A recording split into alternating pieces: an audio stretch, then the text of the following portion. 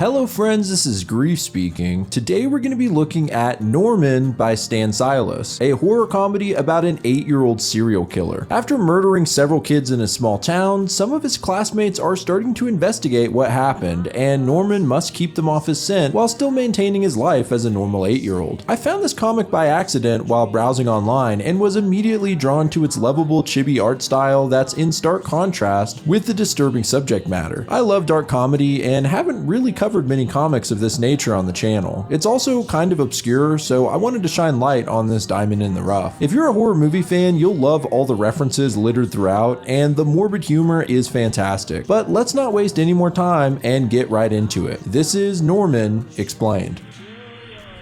The first page of this comic opens hilariously blunt with the words, "This is Norman. He's 8 years old and he kills people." A blonde kid with a striped shirt, likely inspired by Freddy Krueger, holds a satchel full of deadly instruments. It then cuts to another boy named Jeremy riding his bike along the outskirts of a small town that he refers to as Hicksville. It's hard to tell if this is the actual name of the town or just him insulting it. He tells his mom on the phone that he'll be late tonight and that he's got to sell some raffle tickets to raise money for the school. He says he's going out alone because of how much he hates the other kids in his class. This kid is clearly a bit spoiled and hates that he's been forced to move to a crappy small town. Nearby, we can see a familiar striped shirt lurking behind the trees and watching. The kid rides further out from town, and his inner monologue informs us that he was given a tip of where to sell tickets by a classmate. The last house on the left on the road just outside of town. Another horror movie reference. Suddenly, Jeremy hits a line of barbed wire, sending him into a tree and wrecking his bike. At the same time, he finds that his phone service is out. Nearby, he spots several signs on a tree saying, "Special offer, we'll purchase all of your raffle tickets, and we fix bikes." Wow, what a coincidence. They're all pointing at an ominous looking house that you might recognize as looking pretty similar to the Bates house in Psycho, the same movie that inspired Norman's name. Jeremy doesn't find it suspicious, and in fact is happy that he's about to sell all of his tickets. He finds the door ajar and starts going into his pitch to sell tickets. Looking in, this place is about as spooky as you'd expect, with a stuffed crow on the wall and a metal door at the end of the hall. You actually might recognize this as a nod to the Texas Chainsaw Massacre. Jeremy is a little freaked out, but decides to creep inside and hopefully find a phone to call his mom. Meanwhile, Norman watches him from the stairs. Passing by the kitchen, the boy sees someone rummaging through the fridge, and it turns out to be an armless zombie. Okay, I wasn't expecting that. Jeremy stops himself from screaming and manages to sneak back into the hall before the zombie spots him. He finds an old phone in the next room, but has no idea how to use it as it's a rotary phone. He finally decides to leave, but as he walks back through the house, his foot snags on yet another barbed wire trap, causing him to collapse along with a nearby cabinet. Out of one of the drawers pours a pile of raffle tickets from all the local schools. As Jeremy pieces together what this means, Norman approaches from behind in a Jason-style hockey mask and wielding a knife. In an exterior shot of the house, we can hear the screams of Jeremy and the gruesome sound of him being stabbed repeatedly. The next day in Norman's class, we're introduced to Miss Jameson, his teacher, who's kind of a psycho herself. Wielding a yardstick, she's pretty pissed at the low amount of tickets being sold and asks them why they aren't selling. One of the students suggests that the prizes suck, and Miss Jameson immediately hits her in the head with an eraser. Another student named Grace says that her family doesn't do door-to-door, and that her father wrote a check for all of her tickets instead. The teacher then goes down the line of students chastising them for what they've sold, saying that what they sell will dictate their grades on the next quiz. She asks one kid to give her one reason why she shouldn't smack him, and he says, because he's wearing glasses? Well, it's the wrong answer, and she straight up smacks the glasses off of his face. So yeah, that's an introduction to Miss Jameson. She gets to Jeremy's desk and finds it empty. Meanwhile, Norman is sweating in his seat, hoping his secret plan will work. We're also introduced to a little devil that Norman talks to, kind of like his imaginary friend. It's as if instead of an angel and a devil, he just has the devil on his shoulder. Anyway, Norman totally overreacts to Jeremy missing, and the teacher finds a letter on his desk. With a ton of misspellings, the letter is supposedly from Jeremy, saying that he took the raffle money and ran. He says there's no point looking for me, I'm never coming back, and then there's a drawing at the bottom of Jeremy flipping the bird. So I guess this was Norman's plan, and it worked. Miss Jameson is pissed and starts calling up Jeremy's Jeremy's parents to complain about his behavior. His mom picks up and is crying hysterically about her missing son, to which the teacher responds with no tact. She's barely listening and ends the call by saying that she has her own problems here with 20 missing raffle tickets. Outside her office, some of the students listen in. Apparently, the rich girl, Grace, had a crush on Jeremy and decides her and her friends are going to find out what happened to him. After school, Norman walks home and sees a giant missing child poster for Jeremy. He's pleased with the results of his crime and feels like a celebrity. Suddenly, Miss Jameson rolls up and covers the missing poster with a wanted poster instead. Now that's funny. At school the next day, Grace and her posse, Olga and Alice, start coming up with a plan on how to start their investigation into Jeremy's disappearance. After showing off her fancy new cell phone, Grace says they'll start by conducting interviews with their classmates. They start with a dirty girl named Sylvia, who they repeatedly call poor and treat as if she's a leper. They try and ask the girl questions, but she just ignores them, too caught up playing with the class pet, a cat. Eventually, she distracts the cat and then eats its food. Okay, well, poor or not, this kid's weird. Next, they interview Norman and decide to take the good cop, bad cop approach. Alice talks to him sweetly, but is quickly interrupted by Grace, who demands he tell them all he knows about Jeremy. Norman tries to play it cool, saying that Jeremy was a pretty cool guy. Unfortunately, he uses the word was here, and Grace starts laying into him, suggesting that Norman knows he's dead already. Meanwhile, the devil on Norman's shoulder calls him stupid for basically confessing in less than 5 seconds. Later in class, Norman is freaking out about the interview with Grace. At the same time, Grace is chatting up a boy named Owen, saying he's now the least ugly boy in school, so they should date. He doesn't seem to care, and Grace is suddenly hit on the head by a wad of paper. She opens it to find a ransom-style note that reads, "Shut your mouth, you poophead." She looks over and assumes it to be Sylvia, throwing it back. She turns back to her conversation with Owen, but is hit again by another note. This time it says,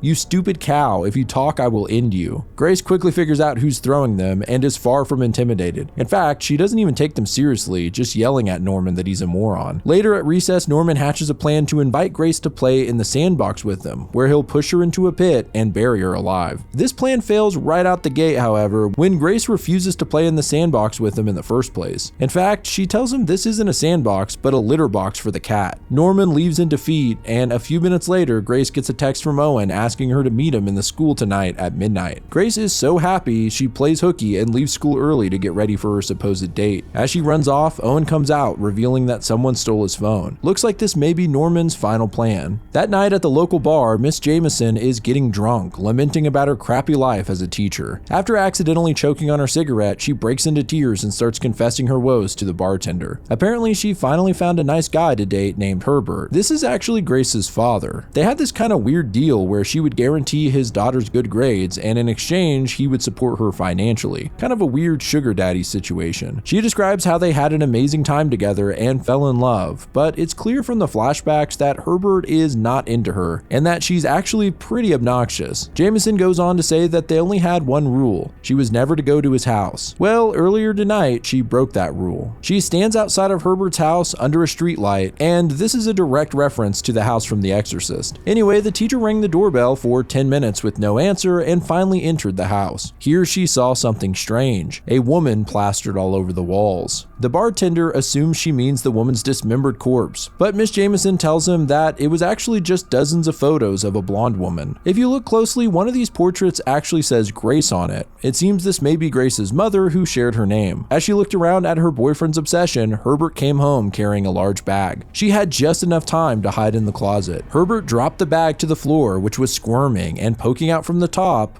blonde hair. Herbert then pulled out a syringe and injected it into the bag. Judging by the size, Miss Jameson assumes this was Herbert's own daughter, Grace. She doesn't seem too shaken up about the dead little girl, but instead the fact that she finally found a nice guy for once, and he turned out to be a serial killer. Oddly enough, as she talks, we see Grace happily walking toward the school. So who was the blonde girl in the bag, and what was Herbert doing to her? Something weirder than murder is going on here. Grace makes her way to the school, which she finds unlocked, and enters her classroom. The classroom is covered in plastic tarps, and she naively thinks that Owen decorated it to be romantic. Her phone then goes off, and the caller tells her she's going to die tonight and that he's watching her. Grace isn't bothered at all and just chews him out instead. Of course, this was Norman who got the idea from Scream. He climbs up onto the desk with his mask on and jumps at Grace, knife ready. Once again, Grace isn't scared and instead lifts up Norman's mask and then tells him to go somewhere else. She's on a date. Slowly, she pieces together why he's here and confirms the truth by calling Owen's phone, which rings in Norman's pocket. Of course, she thinks this was Norman's way of trying to get with her, and she immediately ridicules him, remarking that she would never have a thing for him in a million years. The thought of it makes her laugh, and she just starts cracking up until she's interrupted with a knife to the belly. And her immediate reaction is to punch Norman for ruining her shirt. She then removes the knife only for a comically huge fountain of blood to pour out onto the ground. What follows is a very funny, if not disturbing sequence where she asks Norman for help as the blood gushes, and all he can think to do is grab a large bowl to collect the gore in. She's pissed and starts screaming at him, all the while the blood continues to spurt until finally she collapses. Norman then puts on an apron and pulls out a saw, ready to cut her up, but the devil on his shoulder tells him to make sure she's dead first. They're not animals after all. After a gruesome noise and splash of blood, Norman says they're all good now. Later, after finishing up the job, Norman exits the school thinking he made it out scot-free, when he runs into none other than Miss Jameson staring him down in the dead of night. Turns out that she's absolutely smashed and runs into a pole, then accuses the pole of fondling her. Looks like Norman is going to be just fine, and he runs on home. The next day in class, Miss Jameson is doing a roll call hungover and casually crosses off Grace's name when she gets to it. I guess it worked out pretty well for Norman that she thinks Grace was killed by her father. She then tells the kids they'll have no classes today on account of it being Sylvia's birthday, and nothing to do with her being wildly trashed. On the playground, Owen, Alice, and Bader discuss Sylvia's birthday, saying they thought poor people didn't have birthdays. A hilarious conversation ensues from the entitled brats, and they're soon interrupted by Olga, who says that Sylvia has brought some candy for her birthday. Sylvia offers them all a piece, and it turns out that she made it herself. It doesn't look too enticing and is all stuck together. Norman sees what's going on and tries to run, but Sylvia chases him down and offers him a candy. She says that there's a mint and peach flavor, but both of them are brown colored. Norman has no choice but to eat it, but before he pops it into his mouth, he's saved by Herbert, who interrupts them to ask where their teacher is. Sylvia points him in the right direction, and Norman takes the opportunity to bolt. Herbert finds Miss Jameson hungover in her office and opens a window to let some light in, which almost kills her. He tells her that Grace didn't come home last night and he's getting worried, but he doesn't want to go to the police for some reason, adding to his suspicious behavior. Thinking she knows the truth, Miss Jameson comes right out and accuses Herbert of killing Grace, and says that he just doesn't want the cops involved because who knows how many other dead kids they'd find. Overcome with rage at the accusation, Herbert slaps Miss Jameson across the face. He then immediately apologizes, saying he knows it's not nice to hit alcoholics. Outside of her office, Olga comes screaming for the teacher. Herbert then wanders out, beaten to a pulp and bleeding. I guess Miss Jameson got her revenge for the slap, and we can see the yardstick laying next to her covered in blood. Olga runs in screaming about how Bader ate one of Sylvia's candies and something terrible has happened. Miss Jameson ignores Olga's urgent cry for help to bask in her woes again and goes on a spiel about how hard it is to be a grown-up. Norman then runs up and says that they waited too long. Bader's dead now. Oh my god, this might be one of the worst fictional teachers I've ever seen. Olga then drags Miss Jameson to the playground where they find Bader belly up and foaming at the mouth. The teacher says he can't be dead because he's still foaming and suggests that someone give him mouth to mouth. Finally, she does it herself since, as she puts it, she has to do everything around here. But when she starts to blow air, she pukes instead, covering the kid's mouth and face with vomit. Disgusting. Next, they bring the boy's body inside, which doesn't seem to have a heartbeat. Miss Jameson randomly pulls out an old heartbeat monitor and says they should pick it up with this. She then wildly attaches the wires all over Bader's body. When she plugs it in, the whole machine explodes, shocking Bader back to life. Man, this comic is absolutely bonkers, man. It cuts to Bader at the gates of heaven talking to a hostess. She says that they recently let a bratty little girl in and it caused a clog up in admissions. Of course, that bratty girl is Grace, who's yelling at the admissions lady that she needs to go back to Earth. And there's a huge line of people behind her waiting to get into heaven. Bader asks the woman why she's not in line and explains that she's a telemarketer who would call people during mealtimes, so now she has to earn her way into heaven. Alright, that one made me laugh. Anyway, Bader explains all of this to the class and how he was brought back here. On the next page, the teacher instructs the kids to clean everything up and hide the evidence of what happened. In a dramatic narration, we learn that Sylvia is still lurking in the shadows and is preparing a comeback.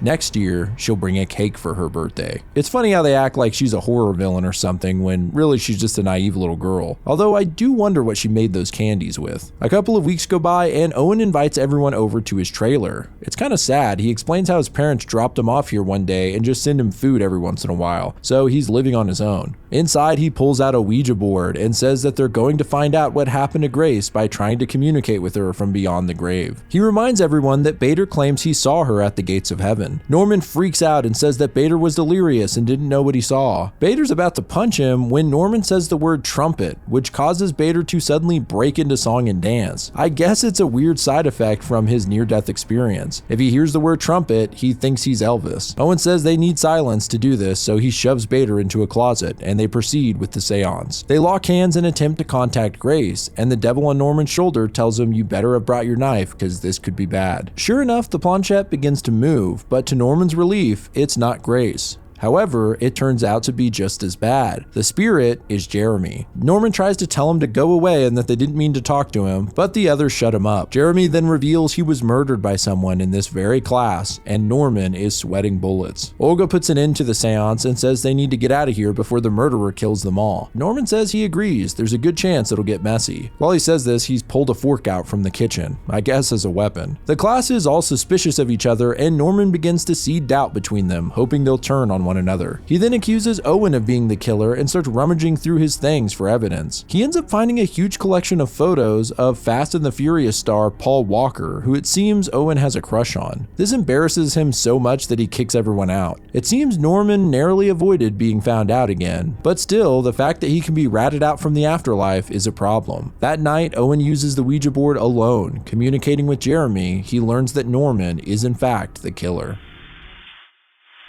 The next day at school, the class cat is digging around in the sandbox when it unearths something horrific, just as Alice walks by. Elsewhere, Owen is disguised as a potted plant and tries to warn the teacher about Norman, saying he did something really bad. She tries to guess what it is. Did he cheat on a test, moon somebody, or worse, did he find her Facebook photos and is now trying to blackmail her? Well, just before she learns what Norman actually did, Alice screams out that there's a dead body in the sandbox. So that's what the cat found. The students look into the pit at the bloody mess. Miss Jameson says it's nothing to be alarmed over, it's probably just ragu. But Bader uses a stick to pull out a human ear from the blood. The teacher demands that the culprit reveal themselves, as if it's some minor incident and not murder. Norman walks up and after learning what they found, goes into a dramatic spiel wondering what monster could have done such a thing. He goes so far as to try and resuscitate the bloody mush in a disgusting display. Alice then finds Grace's phone amongst the remains, meaning that this is her body. At the same time, Owen comes out and reveals that Norman is the killer. Still covered in blood from trying to do CPR on the body, Norman does a big fake laugh and says, "Come on, do I look like a psychopath?" But before he's found guilty, Alice looks through Grace's phone and sees the messages from Owen about them meeting up at the school the night of her disappearance, making him look guilty as all hell. Alice says they need to call the cops, but Miss Jameson says that they'll keep their trap shut about this, and she drags Owen back to her office. Here, she looks almost demonic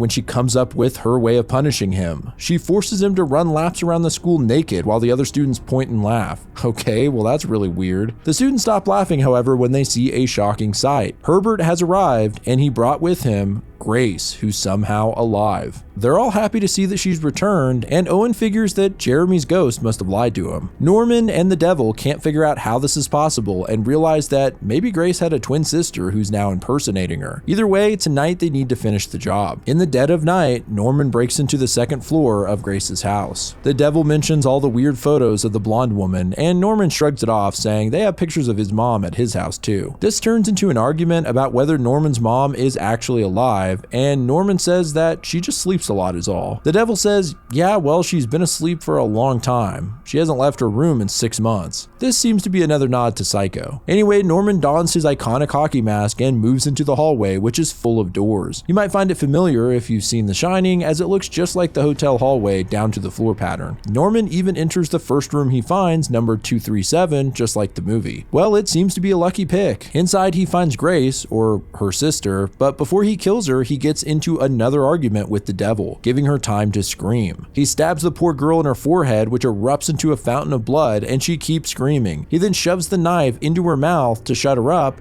but needs to plug the gushing wound that's now in her head. So he grabs a nearby lamp and shoves it into the hole. It's a disturbing and hilarious mess. Norman sneaks out of the room thinking he's finally ended it, and blood slowly leaks out onto the hall floor. However, Norman turns the corner to find not one, but two more Graces standing like creepy twins in the hall. He assumes they must be quadruplets. They start yelling, and soon all the doors in the hall open and many more Graces flood in. Well, I didn't expect this. Norman doesn't know how to react and runs away till he finds a door with a skull on it labeled restricted. Inside, he finds something shocking. Several large vats containing more Grace clones, as if they're being grown.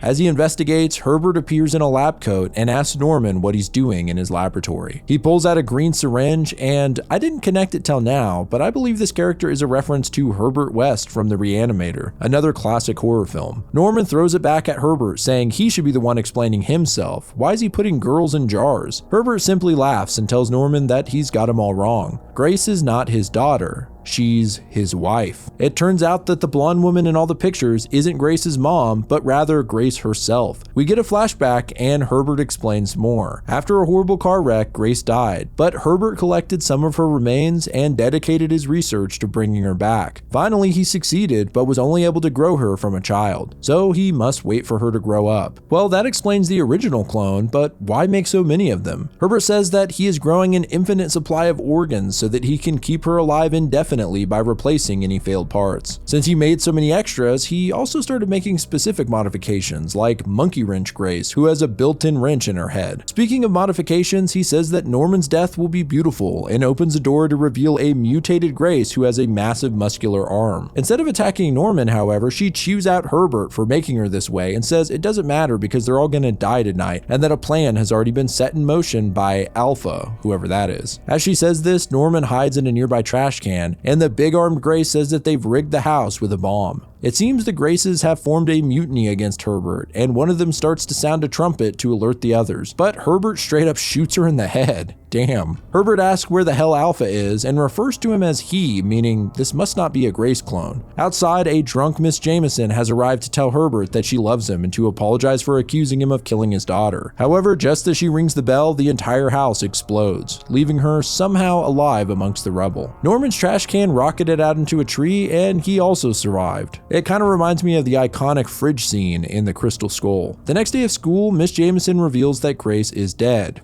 Again. She says that amongst the rubble, the police found the bodies of her and her father, as well as dozens of other children that were hard to identify because of the severity of the explosion. They've linked the recent missing children to Herbert as well, which has gotten Norman off the hook for now. Elsewhere, we see a couple of kids holding hands and watching the sunrise next to a picturesque cottage by the sea. Turns out that it's one of Grace's clones and Subject Alpha, who's revealed to be a child clone of Herbert. In one last panel, Grace comments on how Herbert talked her into starting this new life with him, but she didn't realize that it would be here, away from all the stores and malls. It seems she's actually not so happy about it, and that is the end of Norman. Well, there you have it. There are actually 2 sequel comics to Norman, so if you like this, I'd be happy to cover those as well. It's such a zany and dark world that reminds me of Jonan Vasquez comics, specifically Squee, which I've covered in the past. I think Norman is really ripe for a cartoon series as well. I'd love to see this on Adult Swim or something. But what did you guys think? Let me know in the comments. Shout out to Kill Me Katie, as always, for the intro and outro music, which is likely playing right now. And if you want to see your art at the end of my videos, email me a submission to the address below with the name or social media handle. But I appreciate you guys watching at all. This is Grief speaking. Goodbye, friends.